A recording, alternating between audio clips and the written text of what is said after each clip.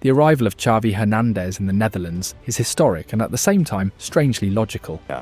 Lo más cercano a jugar, a ser futbolista es entre. He will become the first foreign manager of the Oranje since Ernst Happel, who took the Netherlands to the 1978 World Cup final. For almost 48 years, the Dutch Federation trusted almost exclusively Dutch managers. Now they are breaking that tradition and handing the project until 2030 to a Spaniard. But this is no coincidence. There may be few foreign coaches culturally closer to Dutch football than Xavi Hernandez. His education at Barcelona was shaped by ideas connected to Johan Cruyff and Rinus Michels, while Louis van Gaal, who gave him his senior debut, and Frank Rijkaard were also fundamental to his development. Possession, positional play, high pressing, creativity, and intelligent occupation of space are part of Xavi's football identity. He may not have been born in the Netherlands, but footballistically, he speaks the same language. Don't believe me? Take a look at this. Hoy en día es clave, porque muchas veces saltan la segunda línea de presión, la primera ya la hemos superado, balón aquí.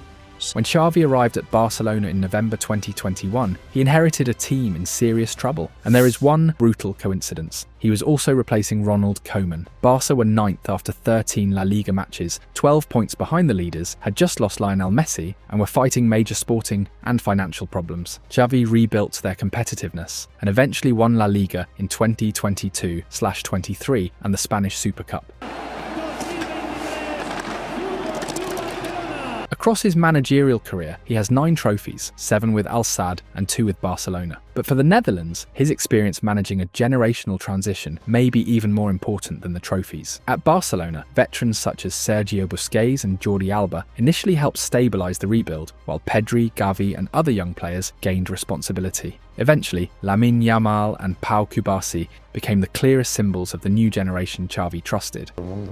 Yo siempre se lo voy a agradecer porque no cualquiera me hubiera puesto con 15 años a debutar. Now he receives a surprisingly similar situation. The Netherlands still have major stars, but several are reaching the final stage of their international cycle. Virgil van Dijk would be 39 at the 2030 World Cup, Memphis Depay 36, Nathan Ake 35, and Denzel Dumfries 34. Even Frenkie de Jong, a player Xavi knows extremely well, would be 33. But don't get me wrong, Xavi does not need to remove them immediately. They can become the bridge. Van Dijk can help protect a younger defensive generation, Memphis can maintain leadership in attack, and Frenkie can connect generations, while younger midfielders learn Xavi's positional and possession mechanisms. And the most frightening part is what the Netherlands could look like by 2030. Bart Verbruggen would be only 27, and his ability with the ball fits naturally into a team that wants to build from the back. In defence, Xavi could have Jorel Hato and Giviro Reid at 24, Mickey van der Ven at 29, and Jan-Paul van Hecker at 30. Hato can operate as a left centre-back or move inside from full-back,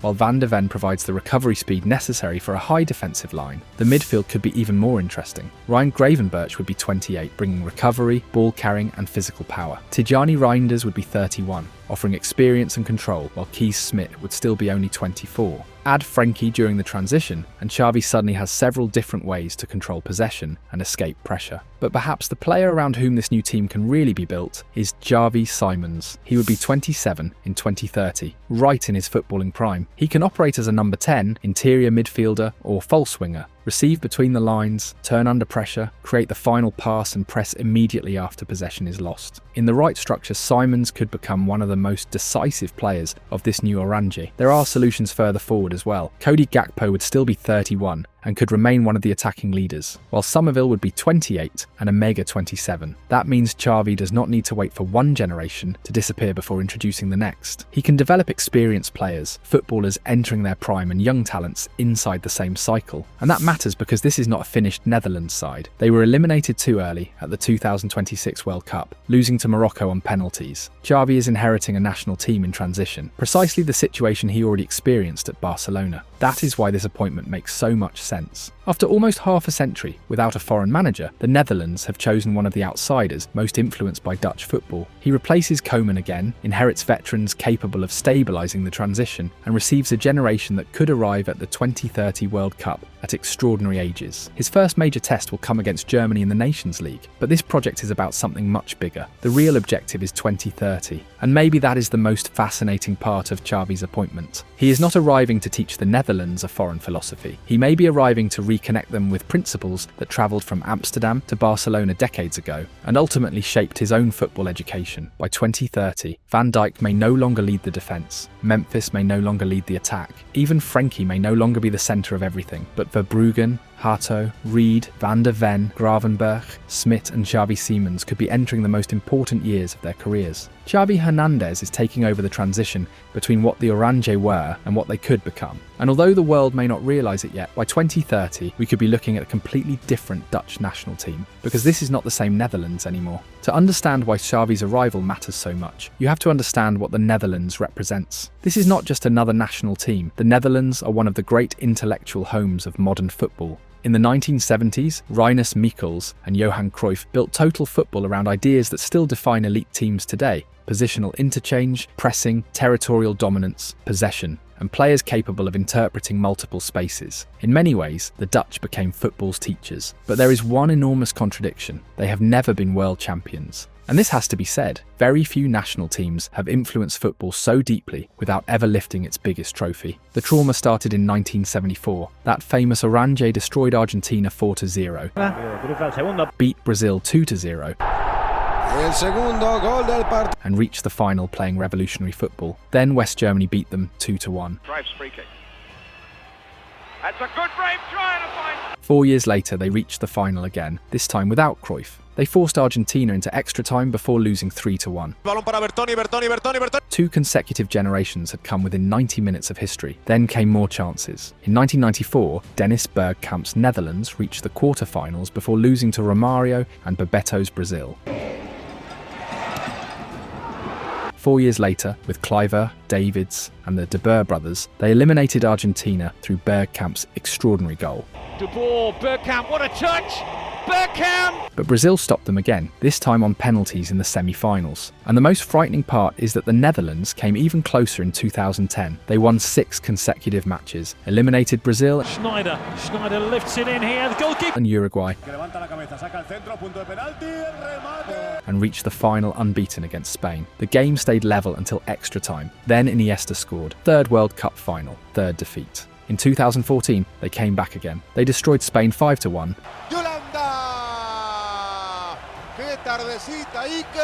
Eliminated Mexico and Costa Rica. It's Amana who steps up. Oh, and Krul has saved it! And finished the tournament without losing a match. But Argentina eliminated them on penalties in the semi-finals. And in 2022, the nightmare repeated itself. The Netherlands came back from 2-0 down against Argentina through 2 Weghorst goals, forced penalties, and still went out. And this is no coincidence. The Netherlands have had generations, managers, revolutionary ideas, extraordinary footballers. What they have never managed to do is finish the job. That is why 2026 was supposed to be another opportunity. And there were genuinely promising signs. The Netherlands scored 11 goals in 4 matches, with Cody Gakpo and Brian Brobby scoring 3 each. Snap back across the Frenkie de Jong and Ryan Gravenberch helped break pressure through passing and carrying. Somerville added 1-against-1 danger, and the 5-1 victory over Sweden showed a team capable of dominating and attacking with real force. But the tournament also exposed the exact problems that eventually destroyed them. Against Japan, they allowed a 2-2 equaliser in the 89th minute. Then came Morocco. The Netherlands were leading 1-0 through Gakpo, but Ronald Koeman changed the structure and moved into a back 5. Slowly, the Oranje surrendered initiative. To a back 3 and got very defensive late in games, and almost I think that was a mirror image today as that extra time wore on. Morocco equalised in the 99th minute +1. And then came the old nightmare again, penalties. Kluivert missed, Quinton Timber missed, Somerville missed.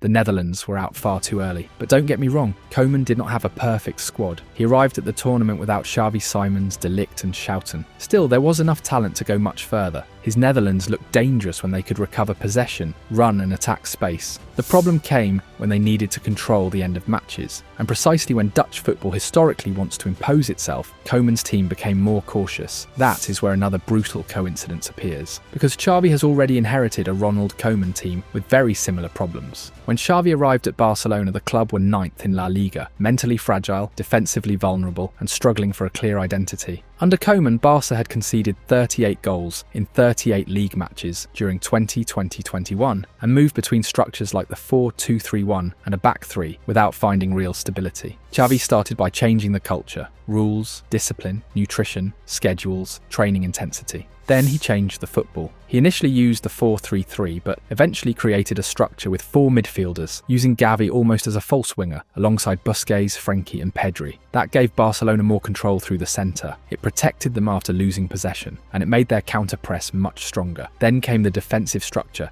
that helped transform the team. Balde, Araujo, Christensen, Koundé. Barcelona finished the 2022-23 league season with only 20 goals conceded and 26 clean sheets. For much of the campaign, the numbers were even more ridiculous. After 34 matches, they had conceded only 13 goals. An absolute madness. The Spanish Super Cup against Real Madrid became one of the clearest demonstrations of the transformation. Barcelona won 3-1, and more importantly, they were tactically superior. Then came La Liga, secured with 4 matches to spare. But don't get me wrong, Xavi did not build a perfect Barcelona. Europe remained unfinished business. What he did restore was competitiveness, structure, and a recognisable football identity to a team that was losing all 3. And that is exactly why the Netherlands should be interesting now. Koeman once again leaves behind a talented team with tactical doubts, problems controlling matches, and a generation entering transition. And once again, Xavi arrives after him. He has already done this once. Now he has 4 years to try to do it again with the Netherlands. The biggest opportunity for Xavi with the Netherlands is that he does not need to import a foreign identity. He can take ideas that already belong to Dutch football and update them with the mechanisms he developed as a manager. Cruyff built around possession, movement, positional interchange, width, triangles and central superiority, not simply to keep the ball, but to move opponents until space appeared. It's a lineup purely based on football possession and not thinking at all in how we defend. Xavi shares that obsession. Lo más importante, lo más bonito y lo más precioso del fútbol es tener el balón e ir al ataque y dominar el partido con el balón. But his Barcelona added a more aggressive modern layer. The team could begin as a 4-3-3, but eventually used 4 midfielders, with Busquets and Frenkie almost forming a double pivot, while Pedri or Gavi moved inside from the left. That crowded the centre, created more passing lines, and protected the team when possession was lost. Balde provided width on the left, while Dembele or Rafinha stayed wide on the right to attack 1 against 1. And this is no coincidence. The Netherlands already showed several movements during the 2026 World Cup that fit these principles perfectly. Don't believe me? Take a look at this. Against Sweden, Brobbey initially leaves the penalty area and lays the ball off to Reinders. Reinders immediately finds Gakpo wide on the left, but Brobbey does not stay outside. He attacks the box again and scores. Support from the striker. Third man movement, width outside, then occupation of the penalty area. That is extremely close to the football Xavi wants. The third goal in that 5-1 victory showed another possibility. Somerville and Dumfries combine on the right. Dumfries attacks the space behind and sends the ball across the penalty area. Gakpo arrives from the opposite side and finishes.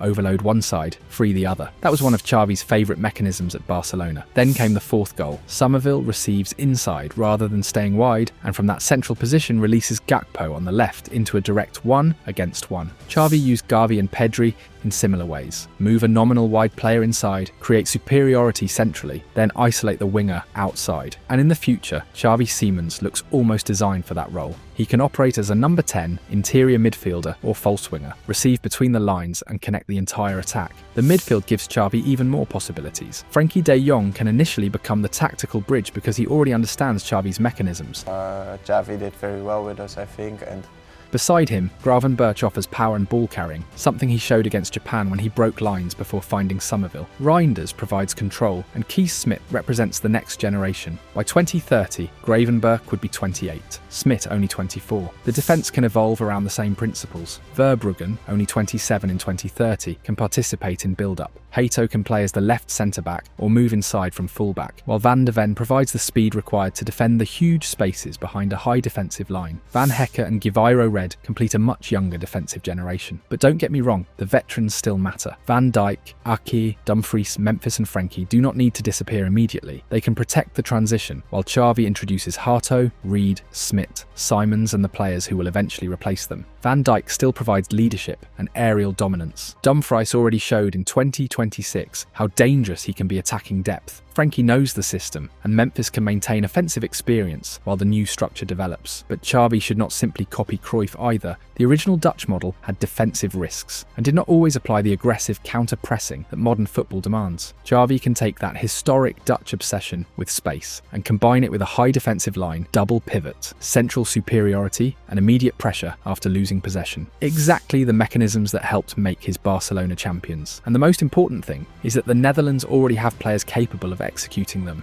Against Morocco, Somerville pressed and created the transition that ended with Gakpo scoring. Against Japan, Gravenberch broke pressure through carrying before finding Somerville. Against Sweden, we saw third-man combinations, width, deep fullbacks, inverted attackers, and runs from the weak side. Xavi does not need to invent those movements. He needs to turn them into a system, and that is where this project becomes frightening. The Netherlands created much of the football language Xavi later learned in Barcelona. Now Xavi has the opportunity to return that language to the Oranje, but updated, more compact, more aggressive after losing possession, more protected through the centre. And if he succeeds, this team will not simply look different by 2030. It could finally become the version of the Netherlands that combines its historic identity with the control and defensive structure necessary to finish the job. Because this is not the same Netherlands anymore.